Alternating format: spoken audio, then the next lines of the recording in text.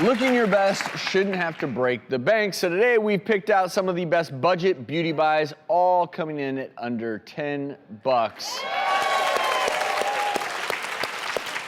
Dr. Batra, what do we got? I love these. So these are great. So first up, this is a top seller online. This is rose water. And this one, even though it's super trendy right now, has been around for hundreds of years. It's been traditionally used in Asia, the Middle East.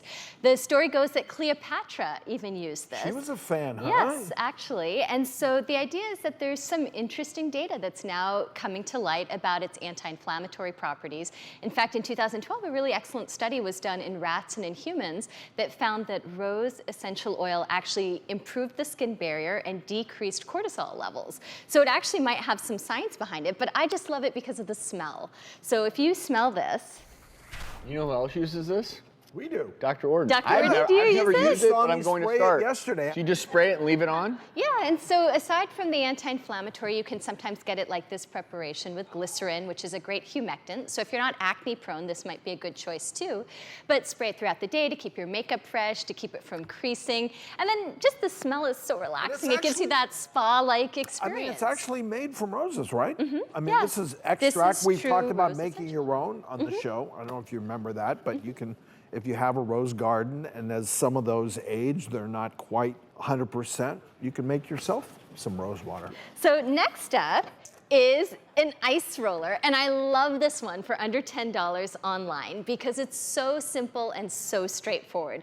So the idea here is it comes with a water and gel handpiece that you put in the freezer and keeps it nice and cold. It feels really good. And this is a great way to depuff, calm inflammation. For my rosacea or redness-prone patients, this is a great thing to take with you to the gym and put in a little cooler insulated bag. And you can do it after your workout and calm those blood vessels down. But what I love about this is it actually stays cold for quite some time. So when I tested this out, I had the genius idea of taking it to my office and using it after my laser treatments on people because it's a great way to draw that heat out of the skin very quickly. Pores?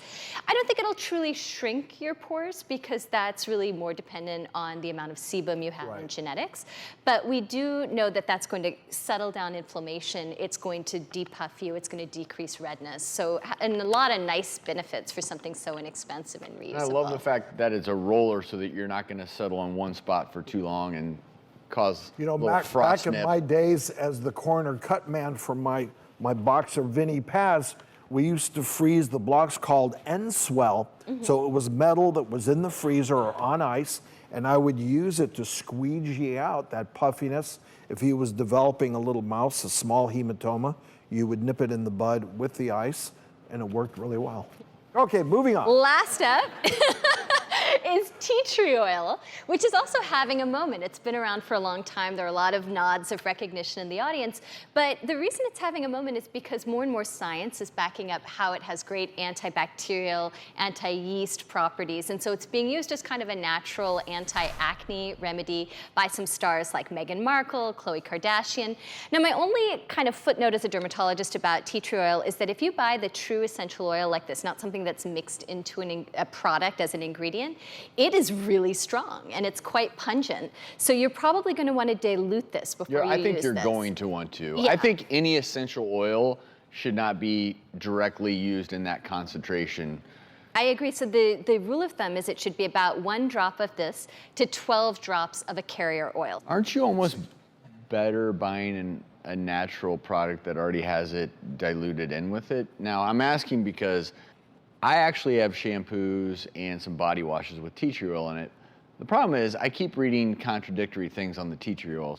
I'd read an article that maybe it wasn't all it was cracked up to be. So I was actually getting ready to transition away from my tea tree oil body wash. Well, so I don't think you need to transition away from it, but I think the downside to your question is that it can be really irritating. So as we already talked about, it's quite strong.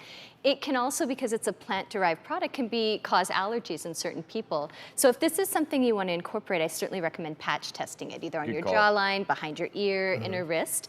But I think to your other question about whether you should buy a pre-prepared product with it as an ingredient versus just mix your own, I think it depends on how sensitive you are to preservatives and the other ingredients in the product. So there's certainly some well-formulated ones where it's mixed in. This is tingling. But it's pretty strong. My favorite one of all these. The ice roller. I love this bad boy.